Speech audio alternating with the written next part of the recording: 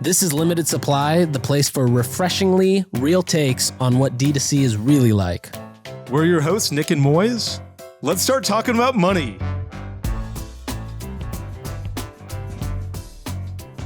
All right, Moiz, we're back for episode 8. Yeah, we've been on a hiatus for about 2 weeks. Yeah, well, you've been traveling. Yeah, I've been traveling, so I've got a lot more energy for this one. Sweet. I'm pretty fired up to be back, actually. Yeah, me too. Because we were away for like 2 weeks, 3 weeks, something like that. Yeah, that's right. So I'm pumped to be back. Bunch of stuff to talk about. I think we're going to go through a lot of great things.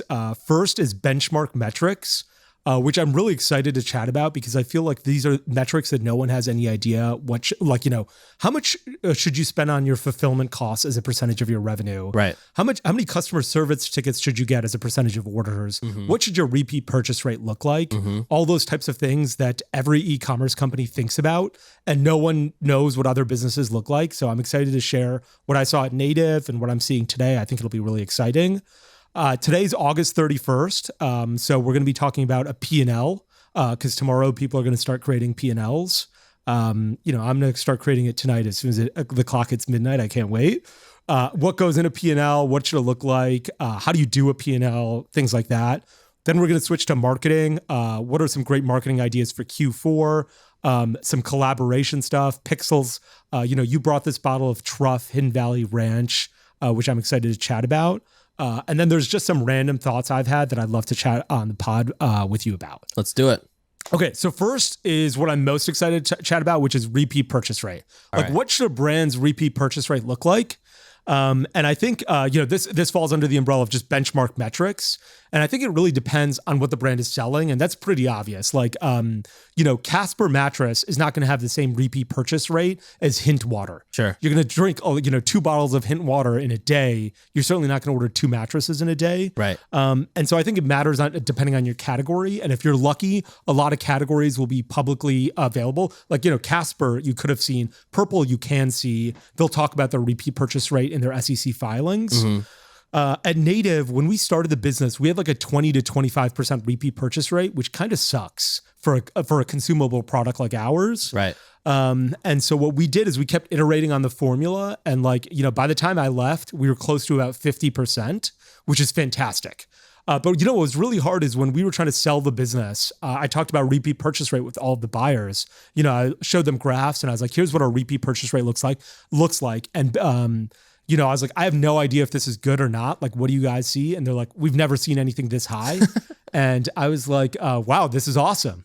And then I was like, I don't think you guys know what your repeat purchase rate is because once we launched into Target, I was like, I've got no idea what our repeat purchase rate looks like. And that's the only place you can buy Old Spice, right?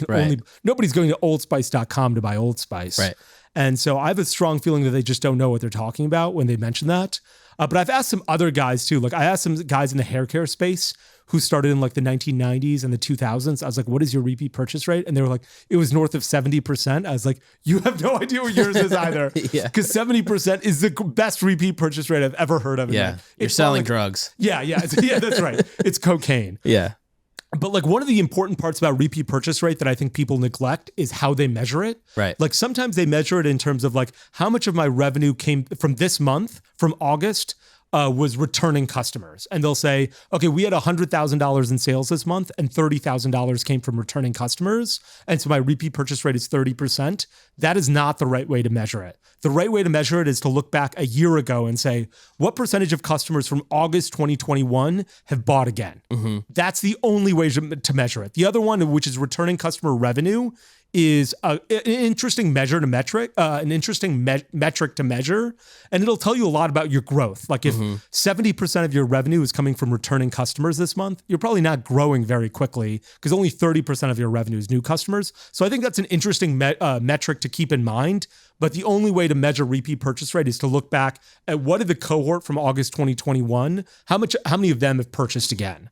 And I think not enough people do that or talk about it. Yeah, I fully agree. I also think what you mentioned at the end was really important, which is it's just another data point because if the repeat purchase rate is really high and you're you're looking to buy a business or you're consulting with a business, but if the repeat purchase rate's super high, you have to wonder, are they even bringing in new customers? Yeah. When you mean repeat purchase rate, you mean repeat revenue coming in like per repeat month, right? revenue. Yeah. Agree. Yeah. Like, are you just bringing in new customers? And to be honest, it changes a lot, right? Like, I remember when I started Native, it was 98% new customers. Right. And by the time I was leaving, it was, 40% new customers. We just weren't growing nearly as fast, right? Like, we weren't doubling our revenue month over month, and returning customers compound. Right. So that number gets really large, and it's hard to beat that number with new customers. Totally. Okay, there are a few other metrics I wanted to chat about here from a benchmark metric perspective. The other one is marketing costs as a percentage of revenue. I forgot, I took this screenshot 2 weeks ago now, so I forgot where I got the screenshot from, but it basically shows large companies and their cost of marketing as a percentage of their revenue. So if you look at like P&G, it's 24%, Nestle's 32%. I guess it's really expensive to market 84 different brands of water. Unilever is only 19%. L'Oreal is 50%, 55%. And I don't remember this source, but I thought it was a pretty good source when I saw it. Yeah. And that's really interesting because look at P&G, it's 25%. Look at Lululemon, it's 38%. Right. Look at Unilever, 19%. Yeti is 39%. And so look at Figs. Figs is 62%. Right. And so those are bananas numbers.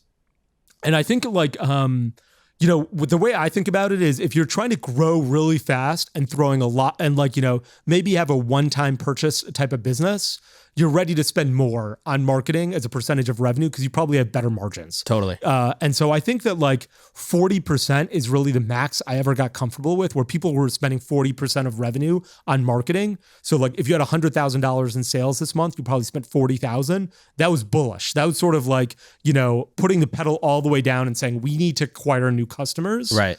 And then the guys who are spending less than 25%, so on the flip side of Bitcoin, I was like, you're not spending enough. You're what not are you going doing hard. here? Yeah. Someone's going to realize this business is phenomenal and come in and start spending a lot more than you. I've always thought the great metric was around 30%, 30 to 33%. If you were in that range, you're spending a good amount. You were focused on growth, but not growth at all costs. Right. And so that's the number I always used in my head. It was interesting for me when I looked at this chart just to see what did other brands do? What is Unilever doing spending 19%? It's pretty low. And you probably don't have to spend as much advertising Ben & Jerry's as you do a new CPG company. Right. I mean, the Allbirds number here, Allbirds and Warby Parker are interesting. Allbirds is 73%. And Warby Parker is 125%. Yeah. It makes me think, though, that number isn't right. 125% is a lot for Allbirds. I forgot the source. I wish I'd written it down because it was 2 weeks ago now. But I think the big CPG houses there, the Unilever, L'Oreal's, and P&G's of the world, those are pretty accurate. It's a little harder with the direct-to-consumer brands because, their marketing budgets shift so much. If they're launching a new... when P&G spends $8 billion a year marketing, and so if you've got a new marketing campaign dropping right before the quarter is over, it probably isn't that much money considering you're spending $8 billion. Right. If you're Warby Parker or somebody else, it's probably a much bigger percentage of your revenue. Right. Okay, the last one I want to chat about, and because I've got a ton of experience with this, is customer service tickets as a percentage of orders. So let's say you get 1,000 orders a day. How many customer service tickets should you be getting? And I've done a ton of customer service in my life, and so I'm very What was the name you chose? At Native we chose Julia Colbert. That was her last name. Yeah. Yeah. So my first business was this drop shipping business where we basically used third parties to ship out the packages. And as a result, shipping took forever and there were a ton of fucking mistakes. And, they'd be out of inventory and we didn't know it. And so we're like, okay, we've got to wait to get more inventory. Then we can ship the product out to the consumer. And so over 40% of orders resulted in a ticket then. A customer service ticket. Customer being like, where's my package? What's going on? It's been a week. I haven't even got a shipping notification. What the fuck is going on here? All those types of things. And that was horrific because you're not doing a ton of revenue and you're getting a lot of tickets.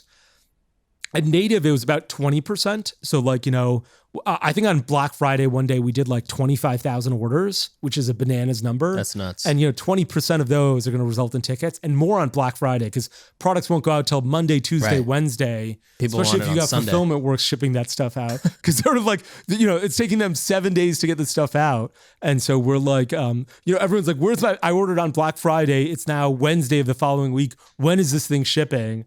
And so that was a lot. But generally, overall, we measure this on a weekly basis. We had an all hands meeting every Tuesday. Yeah. And one of the key metrics was what percentage of how many orders were there the last week and how many tickets did we get? So we can say, okay, are we hitting the 20% rule? If it's more than 20%, we're probably doing something wrong. We're not shipping out packages fast enough. Our FAQ needs to be updated. There's a website issue. Something is going wrong that we're causing. Right. And if it was under 20%, I was like, we're not getting enough new orders in, basically. Right. Yeah. That's a great metric. There should be you should build out a template for what that weekly all hands the metrics were that you went over. Yeah. That would probably be huge. Yeah. That was a great meeting that we did. Because we did, like, that was the one where I was like, nobody can miss this. And like, one of the other things that we did as a team is once a month, everyone would get a $20 Amazon gift card and they would have to hand it to somebody else on the team in front of everyone else and say why they were giving it to this person, like why they were showing appreciation. And it could never be me. Like you couldn't give it to me. And that was really great because it built a lot of camaraderie, but it was also great to somebody get all the gift cards? Once we went to Hawaii as a team and this girl did a fantastic job organizing everything. Yeah. So the following Tuesday, everyone's like, you get my $20 gift card because, Hawaii was better, far better because of you. Yeah. And that happened rarely though. Because awesome. usually the ops people were like, this ops person did me a favor. Right. The marketing people will be like, this marketing person did me a favor. But, but like the overall meeting was great and that template was really great as well. Nice. Okay. Shifting gears a little bit, monthly P&L. What do you create a monthly P&L or no? No, but I put it on my to-do list this morning after I saw your tweet. Yeah. So explain what that tweet is. Do you create a quarterly P&L or no P&L whatsoever? Yeah, like no P&L whatsoever. Wow. Oh my God. Okay. This is going to change your life because the first of every month you're going to be like, how much money did I make? Yeah. And basically I'm just like, how good was I the last 30 days? Like, should I be proud of myself or shame? You personally. This is for businesses, like businesses that I'm a part of. Okay. So if I'm an investor, people will be sending me P&Ls and I won't have to create them. And they're super interesting. Like as soon as I get that email, I'm like, stop everything. Yeah, like, it's so much fun to look into. Yeah, exactly. And certainly a native, I was running it, and the businesses that I've got going on right now, I'll create one as well. So the top line in a P&L, it's basically an Excel spreadsheet, and the top line, and it's called top line, is revenue. How much sales did you have? And the bottom line is net profit. How much net profit did you have? And so basically after sales, you just start subtracting every expense. How much did you pay in credit card processing fees? How much did you pay in marketing? How much did you pay in Facebook ads? How much did you pay in postage? How much did you pay in pick and pack? How much did you pay in wages? Mm-hmm. And, so you look at all of those and at the end, you're like, how much money did I make or lose at the end of the month? And there's a couple nuances to it that I like to think about. One is like, I like to look at all of them as a percentage of revenue. Mm-hmm. How much did we pay in wages as a percentage of revenue? Because if we're paying 40% of our revenue in wages, that's a fucking lot. Like, we better have a huge sales team if we're paying that much in revenue, if we're paying that much in employee salaries. How much did we pay in marketing costs? Like, was it 30%? Is our fulfillment provider charging 20? Like, is our 3PL charging 20%? Yeah. Or how did they screw us this month? And how do I get it back down to the 15% that they should be charging? So I like to look at it as a percentage of revenue. Yeah. The hard part for e-commerce companies, and like, I'm not sure how you think about it at Charma Brands, but certainly long weekend, you should think about it is like, let's say you bought 10,000 units of deodorant at long weekend in August, but you only sold 2,000 of them because you bought 5 months of inventory. Right. Do you use that all as one expense? Do you say, okay, all 10,000, I have to expense it today? Like on my P&L, I say 10,000 units purchased for $10,000. Well, you still have 8,000 in inventory. Right. And next month when you sell them, you won't expense anything. Right. So if let's say you purchased 10,000 and you only sold 10,000, if you expensed all 10,000 this month, you'd be using the cash method, which is basically I spent this much in cash. I wrote a check for $10,000 for 10,000 deodorants and I sent it out and I have $10,000 less in profit. If you use the accrual method, you'd say I only sold 2,000, so I'm only going to expense 2,000, and that's what makes the P&L a little bit more interesting. Is you should be using the accrual method, right? Because you want to expense that, you got revenue for 2,000, you want to expense 2,000, right? And then you get to see, hey, how much money did I make? Because your bank account could be fluctuating so much, right? Totally. Like, you could have just purchased 6 months of inventory today. you'd have nothing in your bank account, but you could be super profitable. Right. So one of my friends who runs this beauty company, he does he does like $2 million in sales a month. It's just him and like 3 employees. He's like, we are not very profitable. And so I remember digging into his P&L and I was like, hey, you're buying a ton of inventory and expensing all of it every month. Yeah. Like you're growing so much. So every month you're buying a fortune in inventory because you have to plan for doubling sales next month.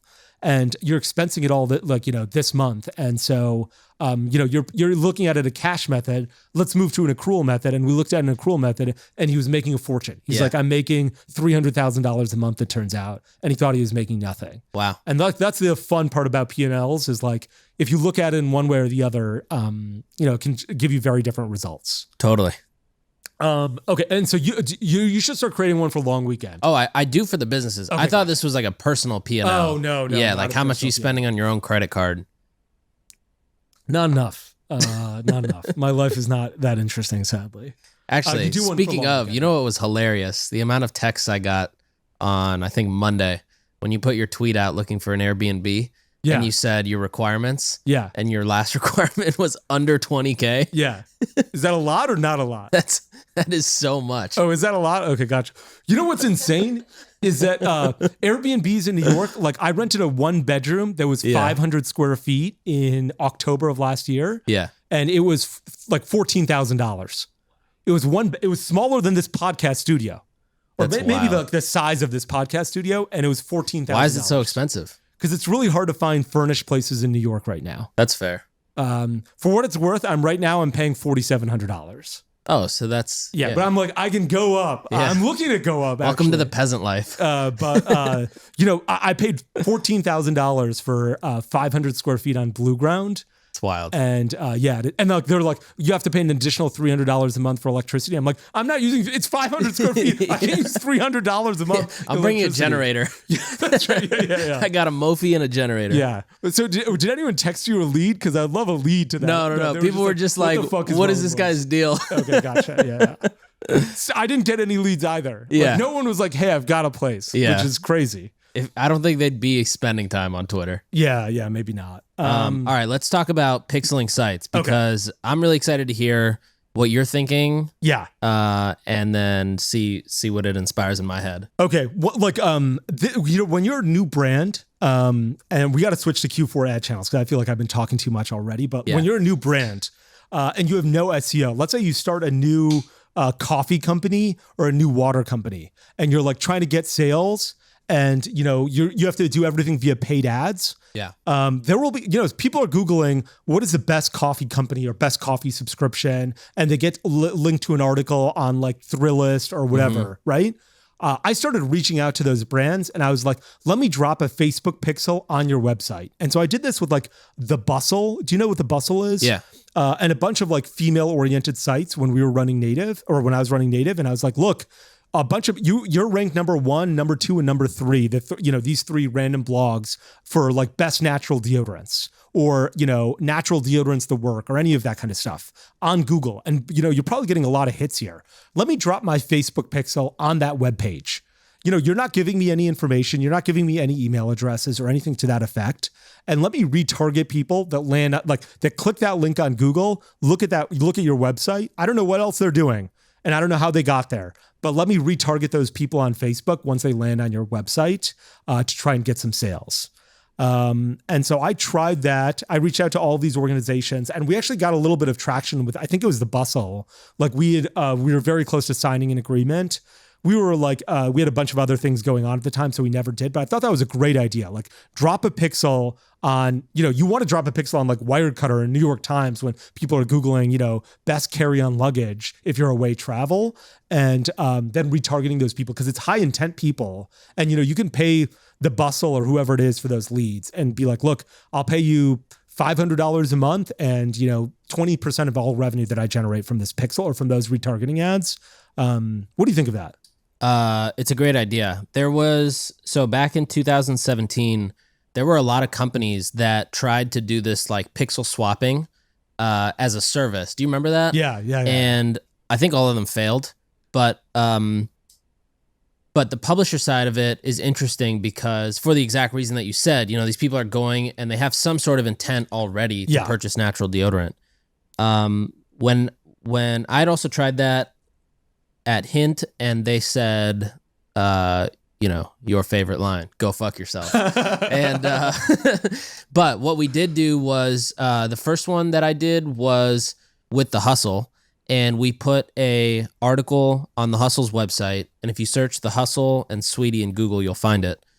That article was sponsored by Hint. It was a great story. It was written in a very catchy way. And then we got the ability to run that article using The Hustle's Facebook page. So we were whitelisting the page. Yeah. This was also before anybody knew the term whitelisting. Yeah. And we would get the audience of people who hit that page shared with our business manager so we could retarget them. Yeah, great. And what we found was that only about 15 to 18% of traffic that reads the article ends up clicking any link. And in that case, every word of Hint is hyperlinked. So with all that, it's 15%. With a general article, it's probably way lower. So that leaves 85% of the people to be properly retargeted. For sure. And, see the ad again. And it works really, really well. In fact, we do customer acquisition just like this for a ton of brands right now, and it's their best channel by far. Yeah. But that's awesome. Yeah, the advertorial strategy or even sourcing data, like buying data, either doing it this way where it's like a partnership on another editorial site, or like there's a company called Polygon where, you can say, or actually this happens through Agile. So Agile can say, we're going to work with this brand that's launching this alkaline water in Target, and we need super targeted ads. And so Agile can go and build an audience of all the Target stores in America, drop that geofence of mobile device IDs that went into Target. Wow. You could say like went into Target twice, or you could go to Oracle and say, I want American Express cards that spend at Target. And basically, these third-party data sources get really interesting, especially because the engagers off of that audience creates a whole other lookalike audience that becomes very fruitful as well. Yeah. We tried that Oracle one once and it didn't work out for us. Like, we couldn't get anything. But the best one that I found was this company it was a sub company of Unroll.me. I think I mentioned it on this podcast, but it was like we would just buy people who got receipts from Amazon in their inbox of bottled water. That was the best audience. Yeah. Oh, really? That was the best audience? Best audience we ever tested. And you bought that from Unroll.me? Yeah, which is owned by Rakuten. Yeah. Oh, gotcha. So, it was Rakuten, which owns Unroll.me, which is owned by Slice Intelligence. Wow. That was the company. And that was the same company that like Uber and Lyft would buy to get each other's users. I remember 10 years ago at New York Tech Week, Unroll.me like launched or something like that. Not New York Tech Week, like a New York Tech meetup. Like when you were still going to like meetup.com, they launched and I was there and everyone was like, this is amazing. And at New York, at that meetup, you were never allowed to ask the startup, how are you going to monetize this? Wow. Because they're like, we don't want people to create technology just to make money, which is the dumbest, reason I've ever heard of. But like nobody could ask them. And that's a genius business model for them, which is we look at your Amazon orders and we just sell that information. We're going to help you sling bottled water better than your competitors. Yeah. That is so smart. Okay, I'd love to talk a few about these Q4 ad channels that you listed here. Yeah. Tell me a little bit about what this was about. Okay, so I was texting with a friend and we were just brainstorming on channels that or tactics that like smaller brands do in Q4. And one of them was like a lot of them go to Agile because the cost of wrapping a truck and a truck that's already running is not going to increase like Facebook CPMs will when P&G unleashes their Q4 budget. And so then it got me thinking, well, what are other versions of channels that don't increase in scale of CPM as a result of demand coming in? And so, traditionally, like this is the time everybody builds their digital audience, their first party audience to go retarget the shit out of in Q4 and send emails to. But that's pretty much all you can do if you're a small brand, because you can't afford to fight that battle against Moiz Ali sitting in his office running Facebook ads. Yeah, with no lights on. No lights on. And so some naked. of the tactics I came, some of the tactics I came up with. One is this out-of-home truck with Agile. And that's cool because you can basically, they collect those mobile device IDs that I was just talking about. And so they can upload a truck route. So a delivery truck that's already doing its thing, they'll upload the route, they'll slap the billboard on, and then they'll get this audience of people who are on the ground level of altitude or ground level and were around the truck at the time it passed by, so you can retarget them on Facebook. They like geofence their the truck routes. The truck? Yeah. Fuck. It's sick. So that's one. And the cost of trucks don't increase. And they technically could, like if demand went up. Yeah. But like they just won't. Yeah. You know? And yeah, so you put email on this list. Sorry, next. And I was like, if Yotpo were Klaviyo, or if Klaviyo were Yotpo, they would surge the price of the cost of your emails on Black Friday. You want to send something out on Black Friday, it's 3 pennies an email, you know? Dude, that is so true. So the other one was direct mail. So the cost of stamps don't increase in Q4, right? And the cost of printing a postcard also doesn't increase, neither does ink. And so that was another one where if you could get a great list, you can, send direct mail out, and that's a very stable prospecting channel. Yeah, that is a great idea. Send out a lot more direct mail in Q4, so you don't have to spend as much on high, expensive Facebook ads. Exactly. Then affiliate is like always a standard percentage. Yeah. And then the last one I thought of was more tactical, which was, using a gift with purchase as a loss leader versus, heavily discounting on top of ads. Yeah. But all these things are very I view them as very short-term tactical advantages. The second the second Agile hears this podcast, they're probably going to increase their rates, and maybe the same with direct mail companies. But I think these are things that anybody can do, and it's a very predictable cost. Yeah. I love the idea of gifts with purchase, because you just we used to do free travel sizes all the time, and the travel sizes would cost us 62 cents. Right. And, they had a perceived value of $3. And now I think it might even be $4. And so whenever people would get a free travel, or whenever people would be like, oh, I got a free travel size, I just saved $3. And we're like, this cost us 60 cents. Yeah. It was way better than giving you 10% off. Right. 10% off would cost us $1.20. Right. A free travel size costs us half that. And you like the free travel size more than you like the 10% off. So I love gift with purchase. I know one brand, I want to bring this up. I can't mention the name. They have the most interesting affiliate strategy I've ever seen. Most brands, when it comes to Black Friday, they send out emails to their customers being sale, sale, sale. They'll do that. But one of the other things they'll do is they'll say, we're running a Black Friday promotion to our affiliates. Instead of 20%, we're giving 25% or 30%. Also, whoever is the number one affiliate this weekend gets a new car, or a $10,000 or $1,000 gift certificate on Amazon.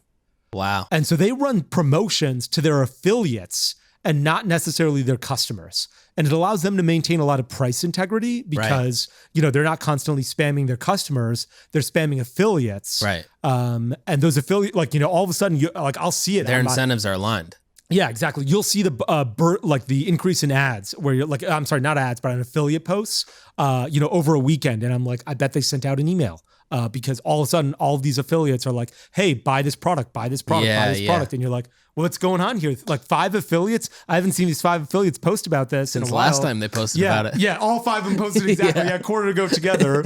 And so that's I thought it was a really smart strategy. Yeah, that's awesome. I feel like affiliate is if you don't have a ton of money to spend on building a really good program, affiliate has to be really grassroots and done in a very curated way versus just turning it on and letting the coupon sites come hound you.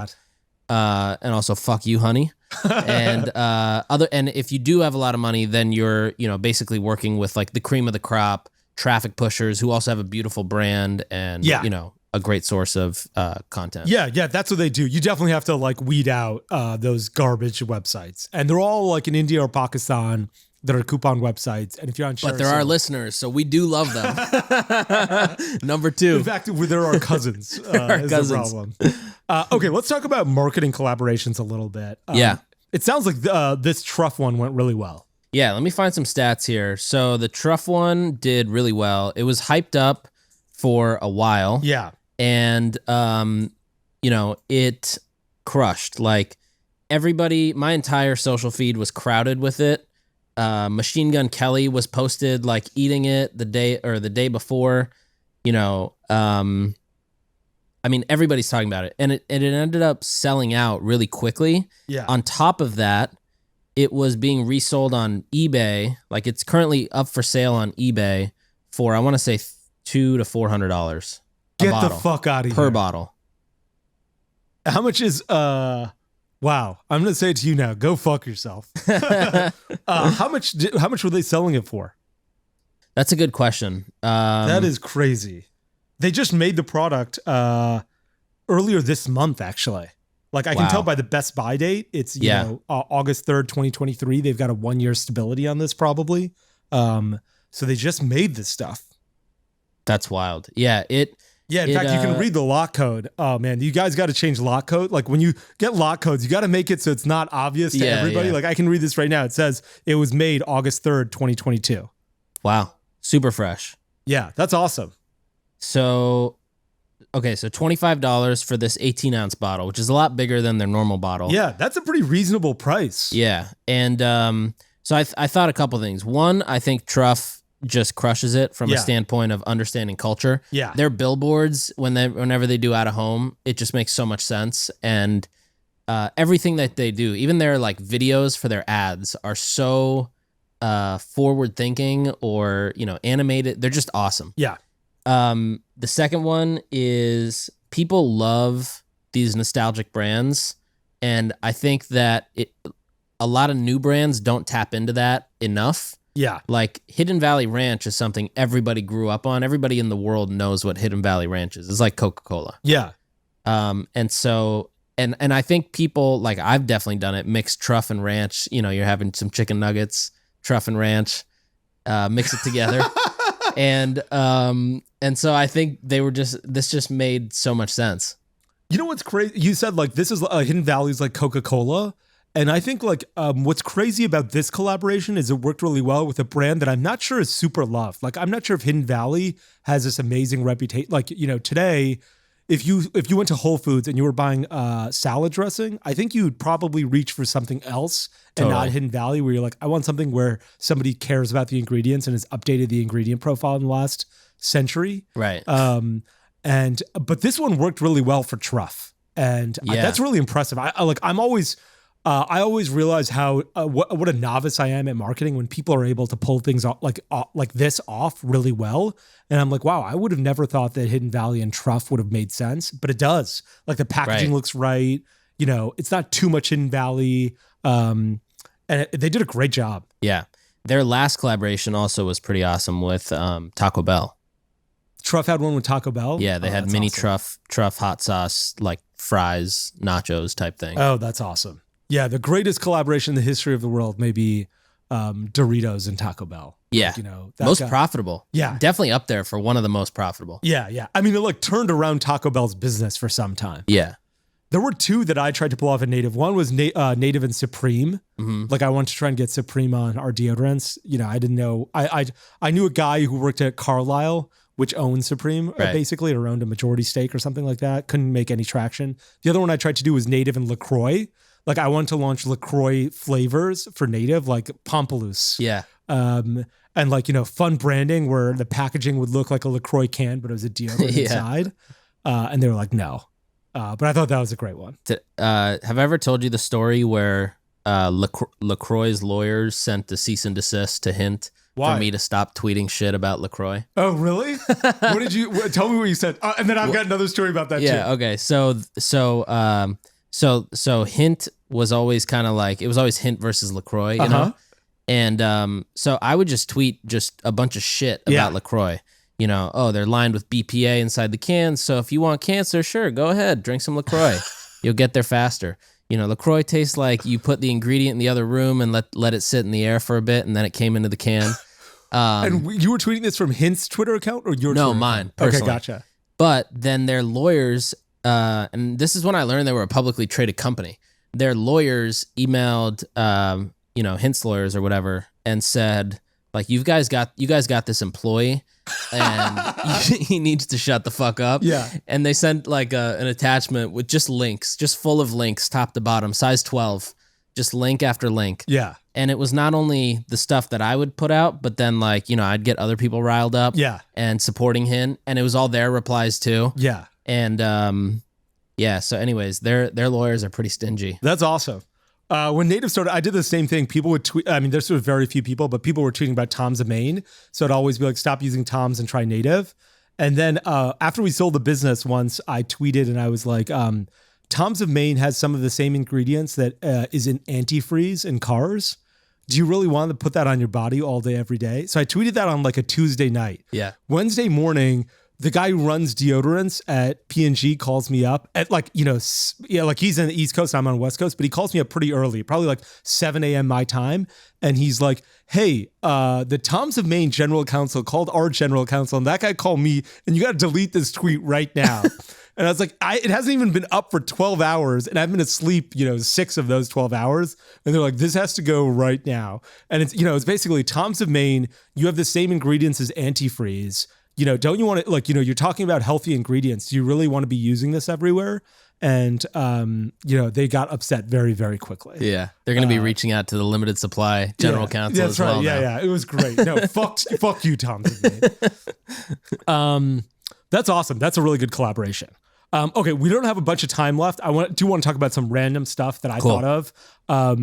So one is, I should mention this when we were talking about P&Ls. I saw this article about GoPuff in the Wall Street Journal yesterday. GoPuff is trying to raise some new capital right now. They raised $2 billion last year at a $15 billion valuation. And they reported that in the first 3 months of this year, they lost $400 million. Wow. $400 million. So they're burning $100 million. What they're burning it on? No, it didn't say that. But that means they're burning more than $100 million per month.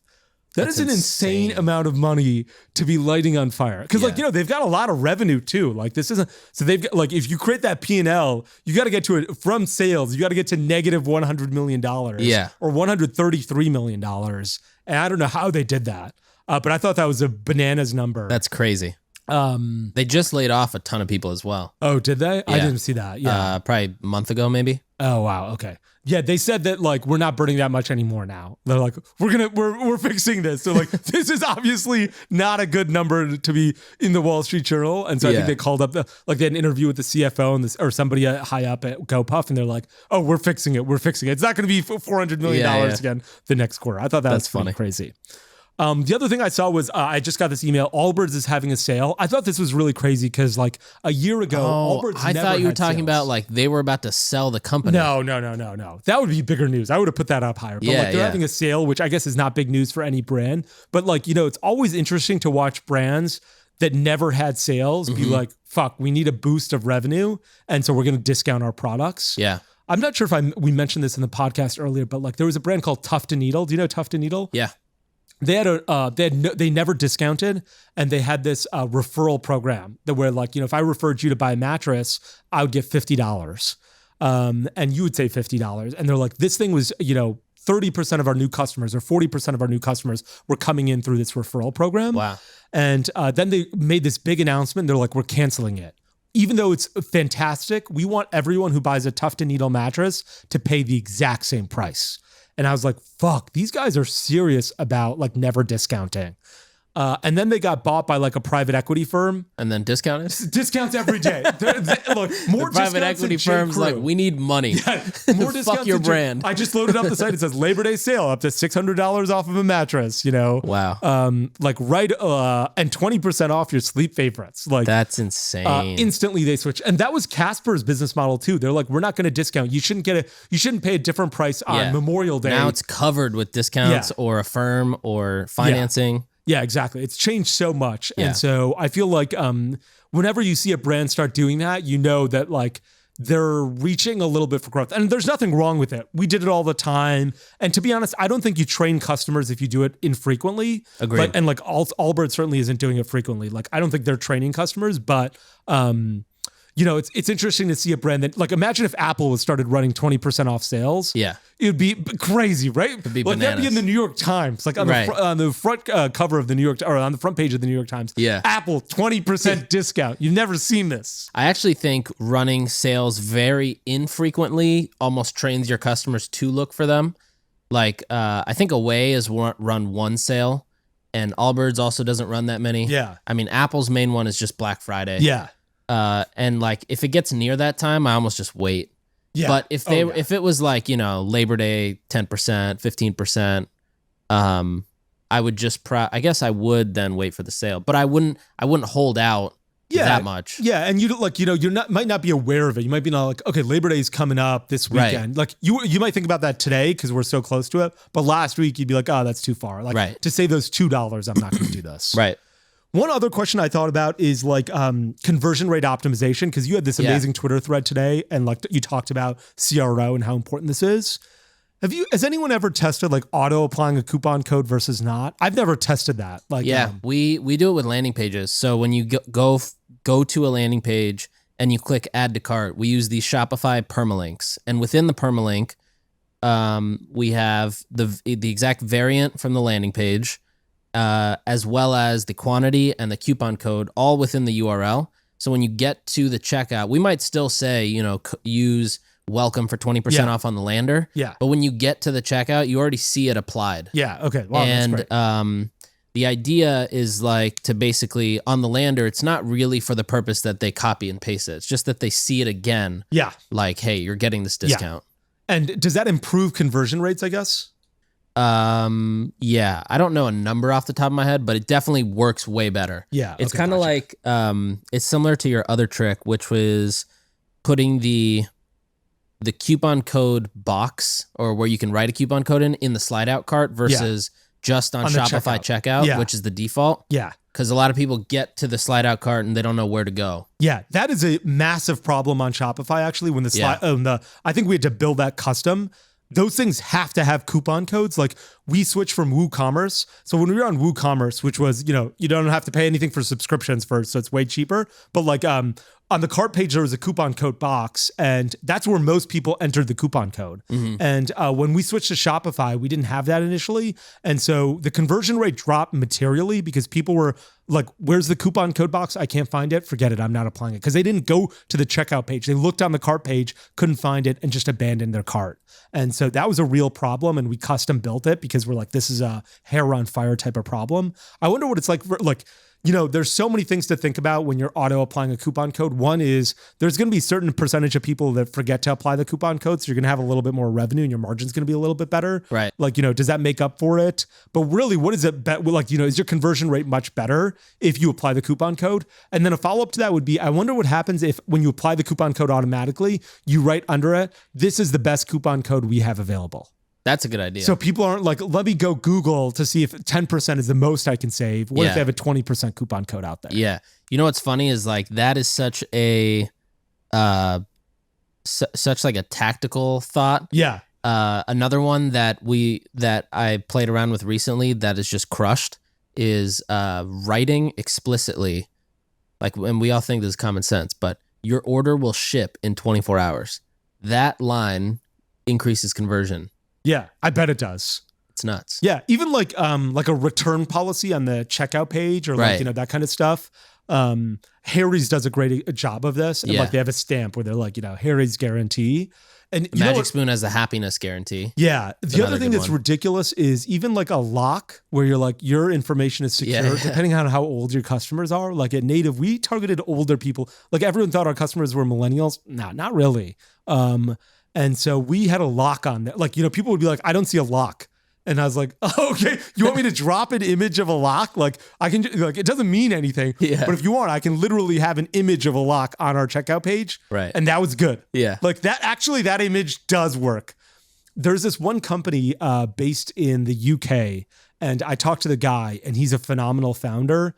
And I'm going to bring him up on another podcast. But like, he basically told me that having Trustpilot reviews increased his conversion rate, like, near the checkout page. And I was like, wow, that's crazy. And he's like, I A/B tested no Trustpilot versus Trustpilot reviews, like, the icon of them. And it really helped. Just putting the Trustpilot logo? The logo and the number of like stars, like, 4.5 stars out of 5. Wow. He's like, this helps. Yeah. Interesting. I feel like I am not insanely aware of the the power of Trustpilot or the influence of Trustpilot. Yeah, me neither. But a lot of people seem to be. Yeah. Because I think you can't edit them. I think that's the whole thing. Really? Yeah. It's like people can say what they want to say. I don't believe it, but I'm let's check it out. Yeah, we should check it out. Yeah, because that is, I've never heard of that, but that's pretty crazy. We should get Okendo to build a widget for the Shopify checkout. Yeah, like they right absolutely underneath should. The coupon code, there should be a script that you can just paste in there. They absolutely should. I think it's really powerful from a CRO perspective. And like, we did a great job of testing CRO. Like, I never realized this at the time, but like afterwards, I was like, wow, we were good at CRO because, we had 25,000 orders on a Black Friday. That is a lot of incentive to make sure that what you've done is working. Right. And we just had the traffic for it. So we were like, I imagine I know Amazon does, the best job probably in the world. Like, sometimes it took us 2 weeks for a test to complete where we're like, statistical significance has been achieved and we know this is working or this isn't. I bet Amazon could do it in like an hour. They're like, we launched this test. 30 minutes. An hour later, they're like, we know what we should be doing here. Yeah. And it's interesting to see how shitty their website looks despite all of this. But, they have that Prime badge and it says, hey, this is shit. Like, that stuff is meaningful. Yeah. I want to say their conversion rate's like 10% or something. Yeah. 8 to 10%. You go there with such high intent, right? Like you go there. I'm surprised it's only 10%, right? Yeah. I know I'm looking here to buy, and you have I came to your site not to discover, but to buy Tide laundry detergent or something like that. Right. And so I'm surprised. I'm not surprised that it's 10%. I'm surprised it's not higher. Yeah. One other thing I want to talk about on this random stuff was like Italic. Yeah. You know how Italic has all those, like, they'll be like, we have this leather bag. It's made at the same factory as like Louis Vuitton. Yeah. How are they allowed to do that? Because if I were Louis Vuitton, I'd be like, I'm going to stop working with this factory. Or I would send them a cease and desist. Yeah. I don't know how that works. I don't exactly know the how they do it, but if you go to their site and you click one of the, it says same manufacturer as, and so if you click like Max Mara, it's got all the other products that the same factory as them make. And so they've got, you click on that and now you got 60 new products to look at, all made by the same factory. And yeah, I don't know how they do this. I mean, obviously he just goes to the right factories, but I don't know how he's able to advertise that without backlash. Yeah. And yeah, like if I were a brand, I'd be like, if you do this, I'm leaving here right away. Like I see this Williams Sonoma stuff and he's got like a dog bed, I guess, somehow. And also champagne glasses, like the same factory is making champagne glasses and dog beds. Yeah. For Williams Sonoma and for Italic. That seems crazy, but like, good for him. Like that stuff is I want to buy something that's made at the Louis Vuitton factory without that price. That's awesome. Yeah. Honestly, do you shop at Italic? No. The products are amazing. Are they? Oh yeah. Like truly, truly top-notch quality. That's awesome. What have you bought from there that you really like? A lot of stuff. T-shirts, shorts, gym shorts, cookware, knives. Wow. Socks, boxers. Okay, that's awesome. Yeah, it's great. Yeah, I would shop, I don't have a house, which is why I'm looking for them on Twitter. So I don't need to buy kitchen equipment or something like that. Something under 20K. I'm sorry? If there's anything under 20K. Yeah, believe it or not, there is not. I know that sounds like a high budget, but even at 20K, I've not found a ton of success. But I guess I haven't been able to buy cooking equipment because I haven't had a house for some time. Basically, since Italic launched, I've abandoned my lifestyle. You're homeless. Yeah. Okay, great. Let's we got to wrap up. So I guess let's do a shout out to brands that we really like. Cool. And then let's talk about what we've got going on in our next episode. All right. So I will give a shout out to this sock company, which I don't know the name. I'll bring Excellent it for the next time. But the second one goes to Mad Happy. Which is I think just a phenomenal clothing brand. And I feel like in fashion, you're really at risk of you either crush it or you just suck and die. And they've been crushing it. And and they're really smart with their collaborations, how they come out with products. And it's an Indian dude that runs it, right? I know he's brown. I don't know if he's Indian. Yeah. But I mean, like from the subcontinent. Yeah. Yeah, that's that name is Okay, that's awesome. Yeah. I want to give one out to Strikes, which is like this men's makeup company. I recently got some sunscreen from them and I really like it.